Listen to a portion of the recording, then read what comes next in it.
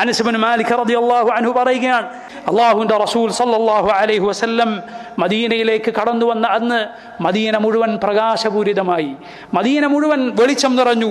ഫലമ്മാ കാനൽ യൗമുൽ ലദീ മാത ഫീഹി അദ്ലമ മിൻഹാ കുല്ലു shy.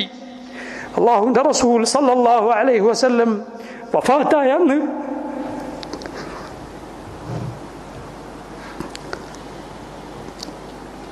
Medina മുഴുവൻ ഇരുട്ടായി എന്ന് അനസ് റളിയല്ലാഹു അൻഹു പറയുകയാണ്. وما نفضنا عن النبي صلى الله عليه وسلم الأيدي حتى أنكرنا قلوبنا. അള്ളാഹുവിൻ്റെ റസൂൽ സല്ലല്ലാഹു അലൈഹി വസല്ലമയുടെ ഖബറിനുമേൽ മണ്ണിട്ട് കൈയെടുത്തപ്പോഴേക്കും നമ്മുടെ ഹൃദയങ്ങളാകെ മാറിപ്പോയതായി, ഹൃദയങ്ങളിൽ എന്തോ മാറ്റം വന്നതായി ഞങ്ങൾക്ക് അനുഭവപ്പെട്ടു എന്ന് അനസ് റളിയല്ലാഹു അൻഹു പറയുകയാണ്.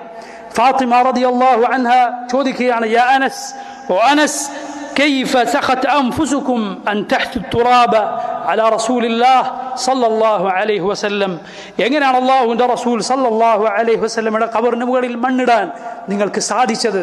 അത്രയും അവർക്ക് സഹിക്കാൻ സാധിക്കാത്ത കാര്യമായിരുന്നു അത്. റസൂലുള്ളാഹി സ്വല്ലല്ലാഹു അലൈഹി വസല്ലം പറയുന്നു, ഇദാ ഉസീബ അഹദുകും ബിമുസീബ ഫൽയദ്കുർ മുസീബതഹു ബി ഫഇന്നഹാ അഅ്ദമുൽ മസായിബ്. നിങ്ങളിൽ ആർക്ക് ഏതെങ്കിലും മുസീബത്ത്, ഒരു അപകടമുണ്ടായാൽ അവൻ ഞാൻ വഫാത്തായതുകൊണ്ടുള്ള, ഞാൻ മരണപ്പെട്ടതുകൊണ്ടുള്ള മുസീബത്ത് അവൻ ഓർത്തുകൊള്ളട്ടെ. നബി സല്ലല്ലാഹു അലൈഹി വസല്ലം വിട പറഞ്ഞു, മരണപ്പെട്ടു എന്നതാണ് സഹോദരങ്ങളെ അഅ്ദമുൽ മസായിബ്, ഏറ്റവും വലിയ മുസീബത്ത്, ഏറ്റവും വലിയ അപകടം അതാണ്.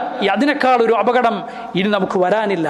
ആ ദിനത്തിലോ മുസ്ലിമേ സഹോദര, എങ്ങനെയാണ് നിനക്ക് അന്ന് ആഘോഷിക്കാനും തുള്ളിച്ചാടാനും പാട്ടുപാടാനും അന്ന് ആഘോഷ ദിവസമാക്കാനും നിനക്ക് സാധിക്കുന്നത്?